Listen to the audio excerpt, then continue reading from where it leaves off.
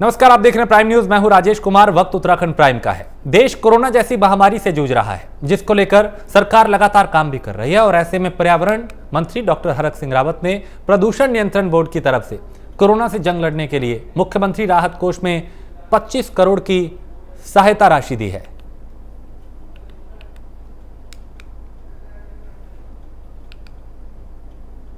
तो पर्यावरण मंत्री डॉक्टर हरक सिंह रावत ने मदद की है और मुख्यमंत्री राहत कोष में 25 करोड़ रुपए सहायता राशि दी है, ताकि इस महामारी से निपटा जा सके, लड़ा जा सके, इस चुनौती से बाहर आया जा सके और इस मुश्किल वक्त में मिलकर सहयोग किया जा सके।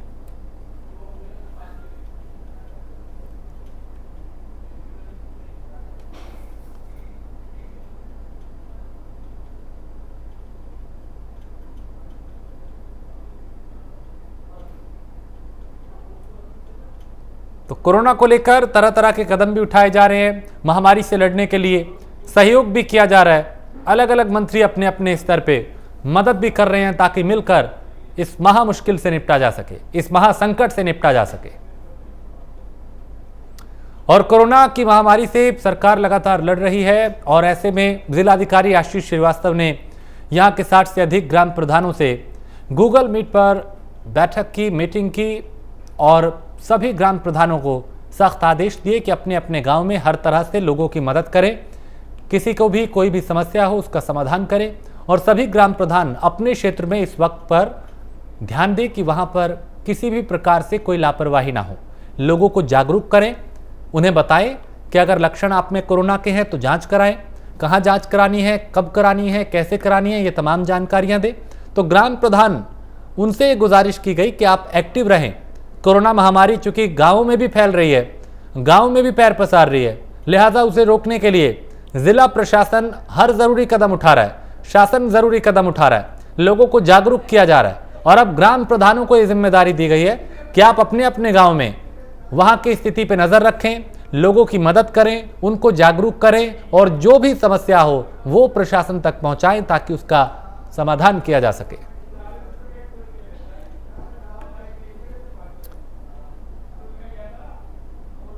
और देश में कोरोना मरीजों की संख्या में लगातार इजाफा हो रहा है। वहीं देहरादून में भी कोरोना का संक्रमण रुकने का नाम नहीं ले रहा। यहां पर पिछले 24 घंटों में कोरोना के 4,492 नए मामले आए। वहीं 7,333 लोग ठीक हुए हैं और अब यहां पर एक्टिव मरीजों की संख्या 73,172 है। हम ये पूरे उत्तराखंड की बात कर रहे हैं और अब तक कुल 5,325 लोगों की जान जा चुकी है।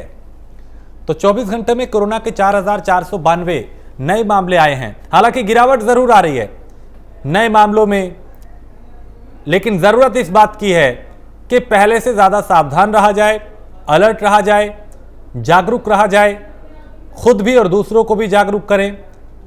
2 गज की दूरी, मास्क है जरूरी के नियम का पालन करें। तो 24 घंटे में कोरोना के 4,000 से ज्यादा मामले आए और शासन की, प्रशासन की कोशिश ये है कि इन मामलों को शून्य पे लाया जाए, इन्हें कम से कम किया जाए। हालांकि पहाड़ पे पहले ही कई तरह की चुनौतियां हैं स्वास्थ्य व्यवस्थाओं को लेकर। ऐसे में इस महामारी ने चुनौती को और बड़ा कर दिया है। लिहाजा शासन, प्रशासन हर वो जरूरी कदम उठा रहा है जिससे कोरोना की चेन को तोड़ा जा सका है। चाहे फिर लॉकडाउन हो, रात्रि कर्फ्यू हो, वीकली कर्फ्यू हो, तमाम कदम शुरुआती दौर से ही उठाए गए हैं और कोशिश यही कि कोरोना पर काबू पाया जा सके। और अब धीरे धीरे उस तरफ आगे बढ़ा जा रहा है। चूंकि हालात कभी ऐसे थे कि 7,000, 8,000 रोजाना मामले आ रहे थे, अब आधे हो गए और जितने नए मामले आए हैं उससे 2 गुने यानी डबल ठीक हुए हैं, रिकवर हुए हैं। तो ये एक राहत की बात है कि नए मामलों से ज्यादा लोग ठीक हो रहे हैं।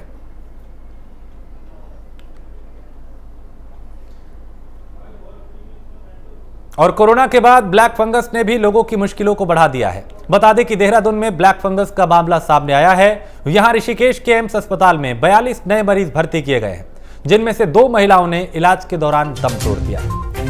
तो ब्लैक फंगस के जो मामले हैं वो भी बढ़ रहे हैं और बढ़ते हुए मामले चुनौती को भी बड़ा कर रहे हैं। पहले ही एक महासंकट इस वक्त हम सबके सामने है। ऐसे में ब्लैक फंगस के मामले चिंता को बढ़ा रहे हैं, चुनौती को बढ़ा रहे हैं।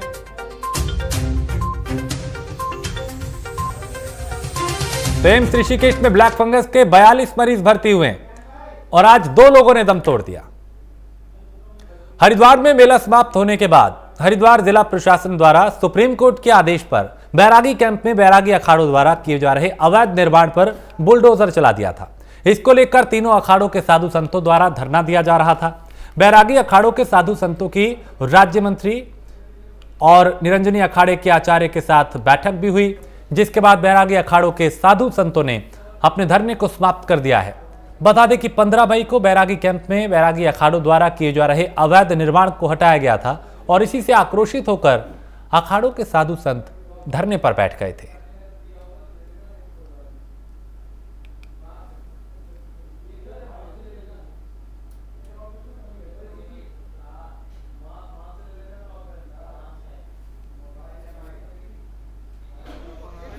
हमारे सभी वरिष्ठ महात्मा राजेंद्र दास जी महाराज, नगरिया बाबा, धर्मदास जी महाराज, इनके सभी सहयोगी कई दिन से धरने पे बैठे हुए थे। सीएम साहब को मैंने पूरा स्पष्टीकरण किया कि सीएम साहब ने कहा, गुरुजी मुझे बहुत खेद है और मैं यथाशीघ्र कुछ सभी संतों के दर्शन करने आऊँगा और संतों की जो भी इच्छा होगी हम उसको पूरा करेंगे।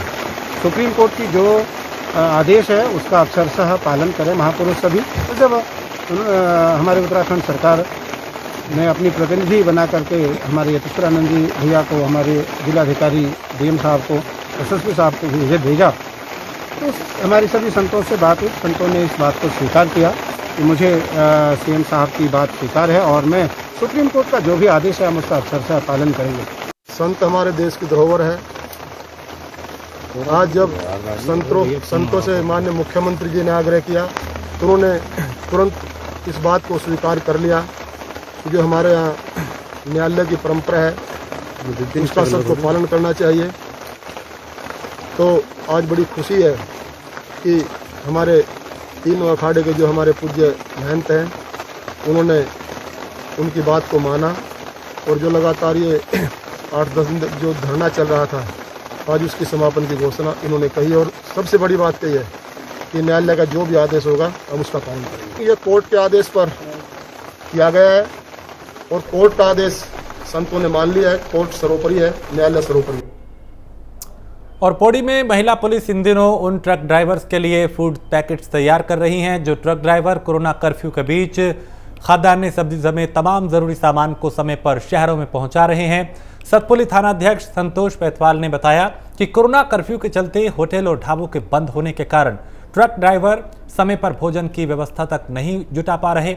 ऐसे में अब इन चालकों की मदद के लिए पुलिस ने पहल की है ताकि कोई भूखा ना रहे।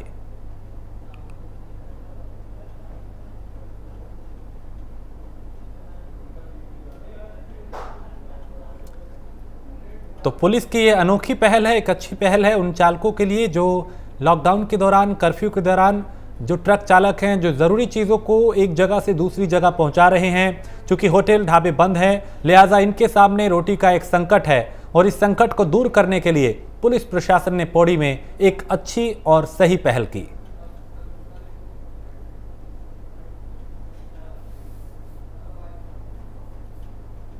आज हम लोगों ने अपने पुलिस के मेस में जो हमारे ट्रक के ड्राइवर्स भाई हैं, जो लोग एक जगह से दूसरी जगह इस समय सामान को ट्रांसपोर्ट कर रहे हैं क्योंकि कोरोना कर्फ्यू लगा हुआ है और ऐसे में जगह जगह रेस्टोरेंट और ढाबे भी बंद हैं, तो मिशन हौसला के तहत हम लोगों ने एक प्रयास ये भी किया है कि जो हमारे ये ट्रक के ड्राइवर्स हैं इन लोगों को हम लोग अपने मेस से ऐसे ही कुछ फूड पैकेट्स बना रहे हैं जो इनको हम लोग दे रहे हैं। और चूँकि एक हमारा छोटा सा प्रयास है जिसको हम लोग अभी आने वाले दिनों में भी जारी रखेंगे। गया है कि जो लंबी दूरी पे आवश्यक सेवाओं को ले जाने वाले वाहन हैं वो रेस्टोरेंट और ढाबे बंद होने की वजह से उनको खाना नहीं मिल पा रहा था। तो हमारे सर द्वारा बताया गया है कि क्यों ना हम एक अच्छी शुरुआत करें, इसलिए हमारे द्वारा और हमारे मैस मैनेजर द्वारा थाने परिसर के मैस में एक छोटा सा कम्युनिटी बास्केट के माध्यम से खाना बनाया गया तथा उसे उन लोगों को, जरूरतमंद लोगों को वितरित किया गया। और देश कोरोना से जूझ रहा है, वहीं दूसरी तरफ धारचूला से एक ऐसी खबर सामने आई जहां इस विपदा की घड़ी में भी यहां के दुकानदारों द्वारा खुलकर जमाखोरी का काम किया जा रहा है। स्थानीय व्यापारी सामान को 3 से 13 के दाम पर बेच रहे हैं, यानी जमाखोरी कर रहे हैं, ज़्यादा दाम पे बेच रहे हैं। और ऐसे में उपजिलाधिकारी ने धारचूला तहसील में व्यापार संघ अध्यक्ष और व्यापारियों के साथ बैठक की। इस बैठक में कहा कि जो रेट लॉकडाउन से पहले बाजार में था उस रेट पर सामान बेचें, उसमें वृद्धि ना करें। यदि ऐसा किया गया तो फिर नियम का उल्लंघन होगा और इसमें कार्रवाई की जा सकती है।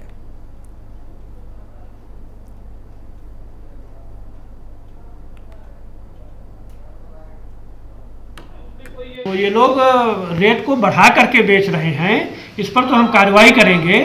और लॉकडाउन से पहले जो रेट था, अगर उससे 1 रुपये भी ज़्यादा अगर ये लोग कोई भी लेगा, दुकानदार पाया गया, तो उसके विरुद्ध हम कड़ी कार्रवाई करेंगे। उसकी दुकान भी सील कर देंगे, वो खोल भी नहीं पाएगा। इसके अलावा जो है उसके ऊपर भारी जुर्माना की कार्रवाई भी की जाएगी। ये जो है लॉकडाउन प्रारंभ होने से पूर्व जो रेट थे उसी रेट पर इन्हें देना पड़ेगा। जैसे सर इसमें क्या कहना है सर? हाँ, अगर अभी तो आपने हमारे संज्ञान में डाला है तो अब हम जो है इस पर कार्रवाई करेंगे और इसकी जो है जांच कराएंगे। अगर ऐसा है तो उनके विरुद्ध जरूर कार्रवाई करेंगे। और 2 दिन से लगातार हो रही बारिश ने हरिद्वार के भूतवाला में बनाए गए कोविड बेस अस्पताल की पोल खोलकर रख दी। यहां पर आईसीयू वार्ड में भी पूरी तरह से पानी भर गया है। आलम यह है कि जो मरीज यहाँ पे हैं, जो लोग यहाँ पे हैं, उनके सामने परेशानियां हैं। और इन तस्वीरों को देखिए और समझिए कि कैसे जो दावे किए गए थे, जो तैयारियां की गई थी, वो यहाँ पे चोती हुई नजर आ रही हैं। कहीं छत से, कहीं पे दीवारों से और कहीं पे जमीन से। यह आलम है यहाँ पे, जहां उस परिसर के भीतर ही पानी भर गया है।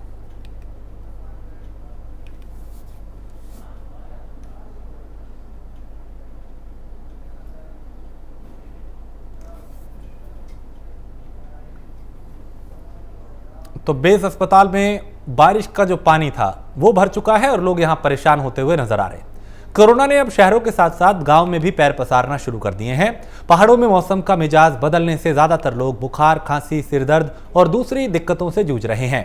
गांव में हो रही परेशानियों को देखते हुए चमोली में स्वामी विवेकानंद धर्मार्थ चिकित्सालय ने ग्राम प्रधान मनोरमा देवी के अनुरोध पर स्वास्थ्य शिविर का आयोजन किया। कैंप में मरीजों का तापमान, ब्लड प्रेशर, शुगर जांच, ईसीजी कर निःशुल्क दवाएं भी वितरित की गई ताकि लोग सुरक्षित रह पाए।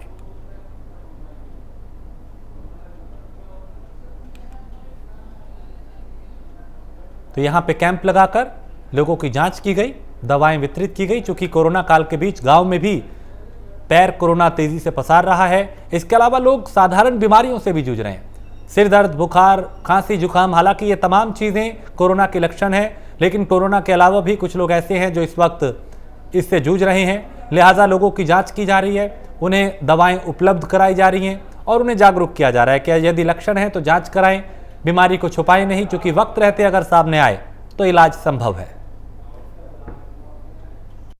मैं सर्वप्रथम अपनी ग्राम पंचायत में आपका हार्दिक स्वागत एवं अभिनंदन करती हूँ।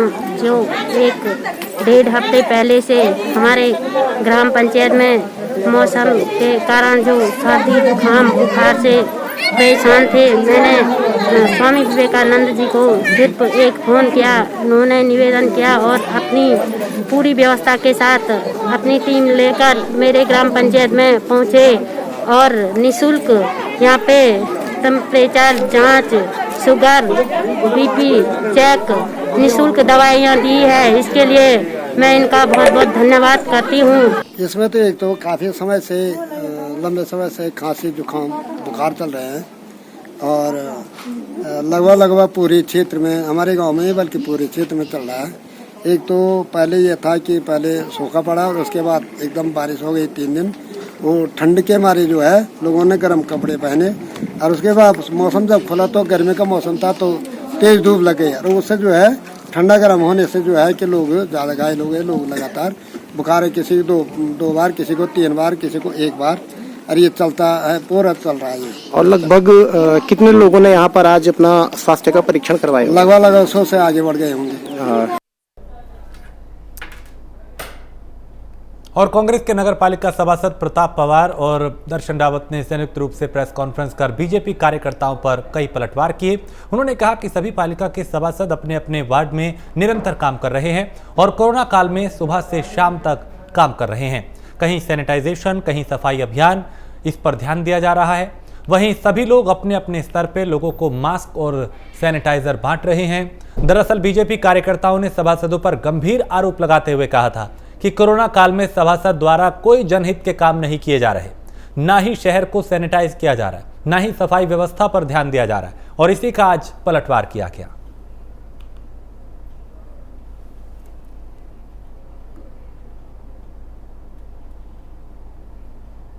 और धारचूला आपदा प्रभावित क्षेत्र होने के कारण यहां के प्रशासन ने स्थानीय लोगों को अलर्ट जारी किया है।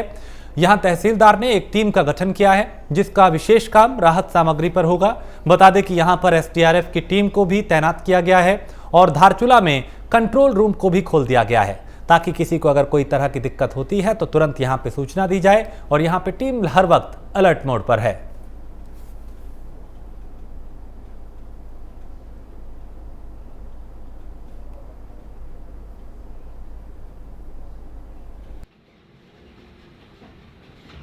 जिलाधिकारी महोदय द्वारा भी 2 बार बीसी की जा चुकी है और आवश्यक निर्देश दिए गए हैं।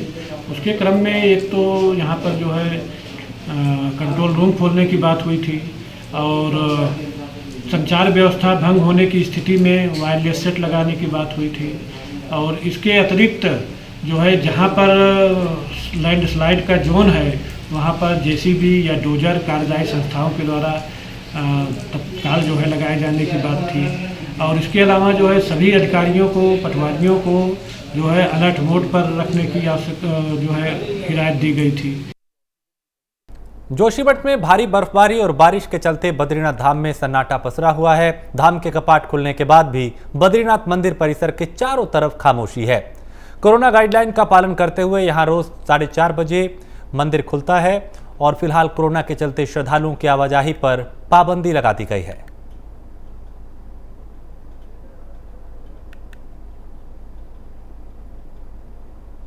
तो बद्रीनाथ धाम में सन्नाटा पसरा हुआ है। चूंकि कोरोना के चलते 4 धाम यात्रा पर प्रतिबंध लगाया गया था, रोक लगाई गई थी, उसे रद्द कर दिया गया था, लेकिन विधि विधान के साथ कपाट तो खुले हैं, श्रद्धालुओं के आने जाने पर प्रतिबंध है। और बेमौसम बरसात ने लोगों की दिक्कतों को बढ़ा दिया है और ऐसे में ऋषिकेश बद्रीनाथ राष्ट्रीय राजमार्ग 58 पर जगह जगह मलबा गिर रहा है, जिसे टिहरी जिले की देवप्रयाग पुलिस लगातार हटाने का काम कर रही है, जिससे किसी प्रकार से आने जाने वाले लोगों को दिक्कत ना हो पाए।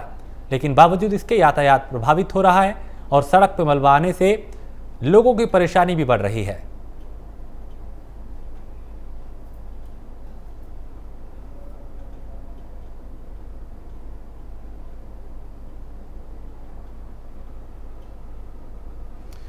लगातार हो रही बारिश से लोगों को दिक्कतों का सामना करना पड़ रहा है। ऐसे में बारिश के चलते हल्द्वानी अल्मोड़ा NH 87 गेठिया में वीरभट्टी पुल पर मलबा गिरने से यहां का रास्ता जाम हो गया। हालांकि लोक निर्माण विभाग की टीम लगातार मलबा हटाने का काम कर रही है और जल्द इसे हटाने का दावा किया जा रहा है, लेकिन कई ऐसे रास्ते हैं जो फिलहाल बाधित हुए हैं, जहां पर यातायात बाधित हुआ है। रास्ते खोलने का काम प्रशासनिक टीमों की तरफ से लगातार किया जा रहा है।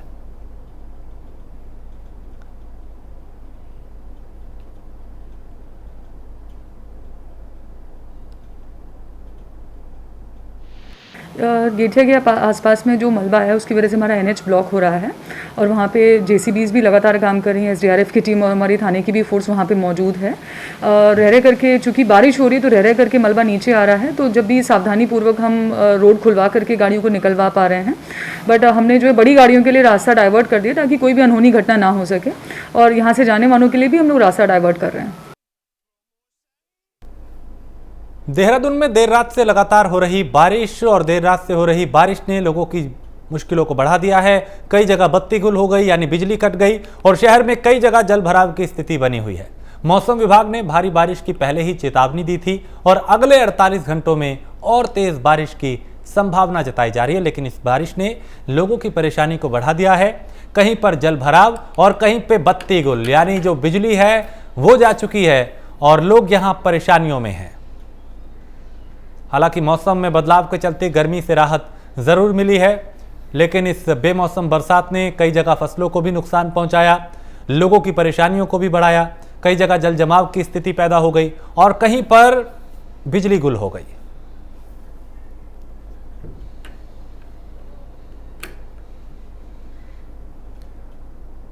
और मसूरी में भी बारिश ने जनजीवन पूरी तरीके से प्रभावित किया है।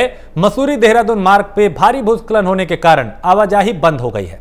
वहां सड़क से मलबा हटाने के लिए JCB मौके के लिए भेजी गई। वहीं लगातार हो रही बारिश से तापमान में भी गिरावट दर्ज की गई है और अब कोशिश ये की जा रही है कि जल्द से जल्द रास्ते को खोला जाए, हालात को सामान्य किया जाए। लेकिन यहाँ पे भी लोगों के सामने परेशानी, तो ये बदलता हुआ मौसम गर्मी से तो राहत दे रहा है, लेकिन कहीं पे जल भराव की स्थिति और कहीं पे बत्ती गुल होने के मामले यानी लाइट जाने के मामले, कहीं रास्ता बंद होने का मामला, इस तरह की अलग अलग तस्वीरें सामने आ रही हैं।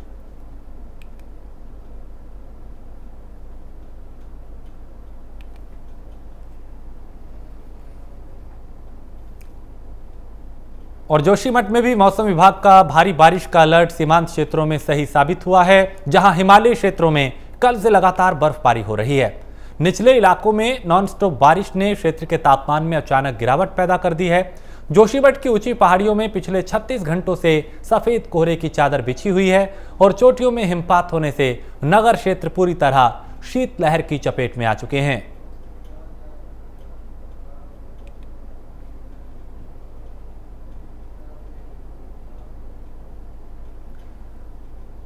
और जोशीमठ के लंबगढ़ घाटी में वेस्टर्न डिस्टर्बेंस के चलते मूसलाधार बारिश और ओलावृष्टि हो रही है। वहीं भारी बारिश के चलते अलकनंदा नदी उफान पर है। फिलहाल जान माल के नुकसान की कोई खबर नहीं। भारी बारिश के चलते निचले इलाकों में रहने वाले लोगों ने इस पर डर पैदा उनमें हुआ है, उनमें काफ़ी दहशत है, क्योंकि वो लोग जो निचले इलाकों में रह रहे हैं उनकी मुश्किलें बढ़ सकती हैं।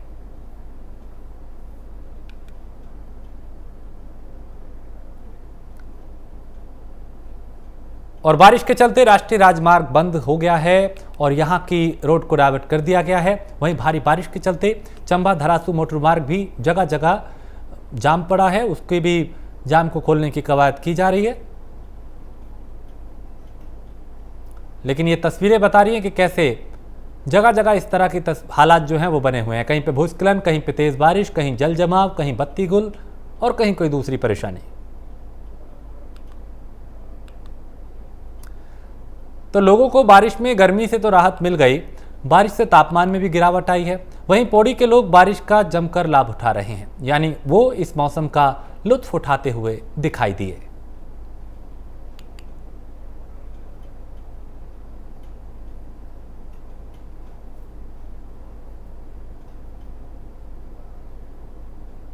खबर देहरादून से है, जहां कांग्रेस के वरिष्ठ नेता नरेंद्र सिंह भंडारी का हृदय गति रुकने से निधन हो गया। उनके निधन पर कांग्रेस के तमाम वरिष्ठ नेताओं ने शोक व्यक्त किया है। कांग्रेस के वरिष्ठ नेता का निधन हुआ है, हृदय गति रुकने से उनका निधन हुआ। इस पर उत्तराखंड के तमाम नेताओं ने दुख व्यक्त किया। उन्होंने कहा कि ये राज्य के लिए एक बड़ी क्षति है, कांग्रेस के लिए एक बड़ी क्षति है।